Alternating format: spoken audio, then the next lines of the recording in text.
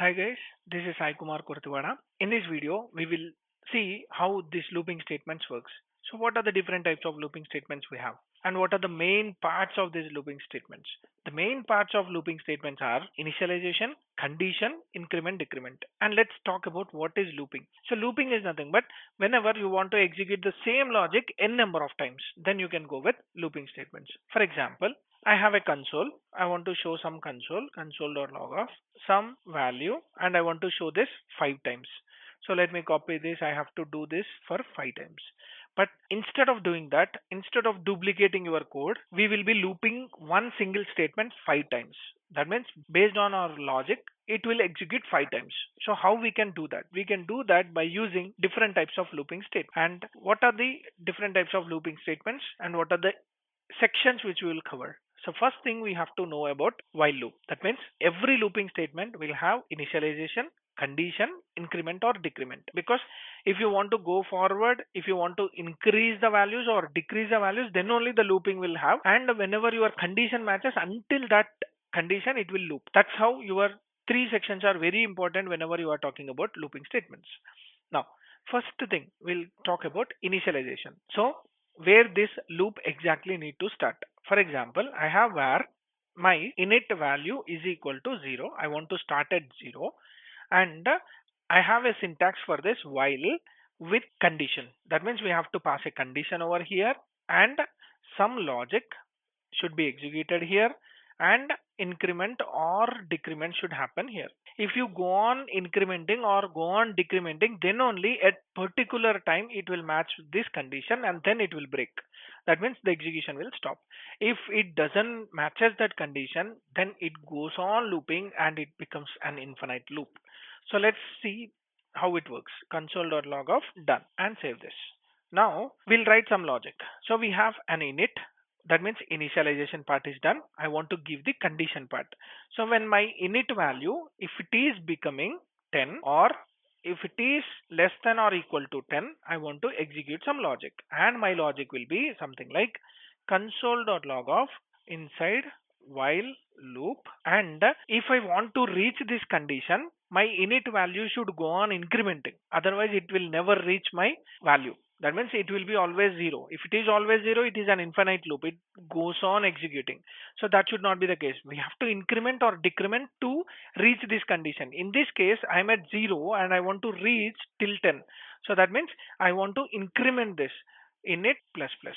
So I'm just incrementing. You can write init plus plus or you can use init plus 1 or you can just simply write plus equals also. So I'm writing plus equals. So now after 10 times it will come back to this done state. So first it starts at 0, 0 less than or equal to 10, true. It comes and displays. If this condition is false, then only it comes out of. Now it is true. That's why it is going inside and executing. Here the value will become 1. So now it will go back 1 less than or equal to 10. Again it executes 2 less than or equal to 10. Again it executes. Let me make it as 5 just for simplification. And for 3 it will execute. And for 4 it will execute. And for 5 the condition is true because we are using equals. And hence whenever it becomes 6 the condition fails and it stops and it terminates the execution. Let's go and execute this. Now you can see 1, 2, 3, 4, 5, 6. Why we got 6 times? The thing is we started at 0 and ending at equal to. If I start at 1, it will only display 5 times. It displayed 5 times. Or if you want to start at 0 and give less than 5, that also works in the same way, like it will display 5 times. So that is how your looping statement will work with while loop. So while loop also have 3 sections: initialization, increment, decrement and condition. So these are the 3 statements which will help us to control whole your flow. Now this is about your while loop. If for example I gave 6 and now let me execute this. Now it directly went to done. That means it is not even executing this. So in some cases there may be a situation where you want to execute the logic at least once and then after that it has to decide whether to execute or not. So how to do that set of loopings in our application? So here also we can do that. How means we can keep this console on the top level and just we can execute it. For sure it will execute. For example, The same logic, you have hundreds of lines of code and you want to execute that. Then you will be writing two different set of duplications, which will create a duplicate code for us, and it is very hard to read as well. So that's why what we can do is we can use something called as do while. So I want to go with do while. Let me go back to 0 and let's understand what is the purpose and how we can do that do while. So first thing is do while. That means it will do first step and then it will check the condition. If the condition satisfies, again it does the same thing. If the condition fails, it will terminate that do while loop. So how to do this do while? So let me go with do. That means do compulsorily. So what I want to do is I want to do something like console.log of do while loop. This is for the first time. For the second time, I want to check the condition. If my init is less than or equal to 5, or just you can go with less than 5, then go and continue. That means I gave the value as 0. So let me cut this, put it on the top. Now it will be very easy to understand. Init is 0. So now for the first time it will execute. It will never think about this init value. It starts executing that console and then it starts executing the condition. So whenever it comes to the condition, it will check init and the init value is 0, 0 less than 5, true. So it will go inside. Again it comes here, again it is reaching 0. So this will be an infinite loop. You are not giving any increment or decrement. Let's give that increment or decrement. I want to increment this to 1. So now what I'm doing, I'm giving init of 0. So it is coming here, it is displaying and then it is incrementing the value to 1. 1 is less than 5. Again it goes, it displays, again it comes to 2. Again it goes like that. Once it reaches 5, it will terminate this do while and it will execute this done. So let me check that. Let me hit this and you can see do while, do while, do while, that is executed 5 times. For example, I gave something like 5, which is not equal to this condition. That means only it will execute only for the first time. So let me go here and execute this. It executed only for the first time. So even if the condition is false, we are trying to execute some set of logics. Then you can go use this do while. So whenever you want to have some connectivity checks or reconnectivity checks, or if you want to connect with a database, if you want to connect with some external system, then you can use this do while. So first it will go and connect. If the connection is created, it will not retry. If the connection is not created, then it will retry and it will execute. Once it reaches a maximum retry count, it will stop the execution. So that's how your do while will work. This is also fine. And now for example, I'll just put this on the top and let me comment this. So let's talk about for loop. So let me go back and make it as 0. This for loop will help us to create our variables in a compatible manner, and all the three sections will be covered in the for loop at a time. So how to write the for loop? So for loop with initialization, it will take init value and then it will go with condition and then it will go with increment or decrement. This is how the pattern will work for loop. So you will be executing the logic here. So all the three sections will happen in one case. So there are no variables which are declared outside of this function.